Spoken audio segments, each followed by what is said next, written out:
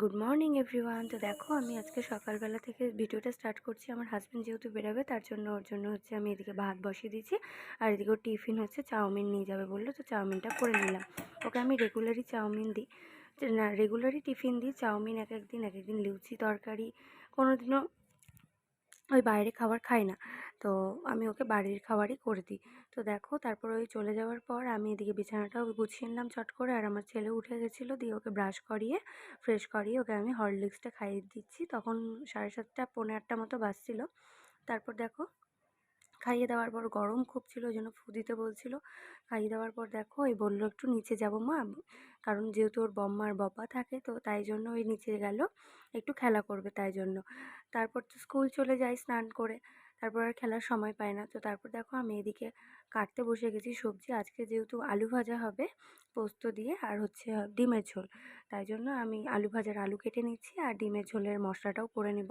দেখো ডিমের ঝোলের মশলাটা করে নিচ্ছি, মানে পেঁয়াজ রসুন আদা লঙ্কা এগুলো কেটে নিলাম, জোগাড়টা করে নিলাম। আজকে যেহেতু মা রান্না করবে, মা বললো আমি রান্না করব, তুমি কেটে কেটে রেখে দাও। তো দেখো আমি এদিকে আমার ছেলেকে স্কুল যাওয়ার আগেই আমি কেটে রেডি করিয়ে দিলাম। তারপর ওকে আমি স্নান করিয়ে খাইয়ে স্কুল পাঠাবো। তো দেখো আমি কেটে নিয়েছি, তারপর দেখো আমি স্কুল ওকে রাখতে যাওয়ার জন্য একদম রেডি হয়ে গেছি, করিয়ে দিয়েছি। তারপর দেখো স্কুল দুপুরবেলা কেমন করছে, এবার দিয়ে দাও, এবার দিয়ে দাও।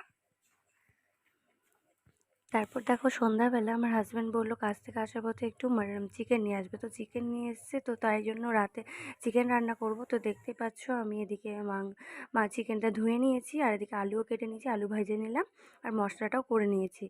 যেহেতু হাজব্যান্ড বললো আজকে অনেক দিন ধরে চিকেন খেতে ইচ্ছা করছে, তো চিকেন নিয়ে এসেছিলো, তাই জন্য রাতে আজকে চিকেনই হবে, আমার ছেলেকেও চিকেনই খাইয়ে দেবো। তো দেখো চিকেনটাকে আমি ভেজে নিলাম, তারপর জিরা তেজপাতা ফোড়ন দিয়ে আমি এদিকে পেঁয়াজটা ভেজে নেব। পেঁয়াজ ভেজে নেওয়ার পর টমেটো দেব, দিয়ে মশলাটা দিয়ে কষাবো।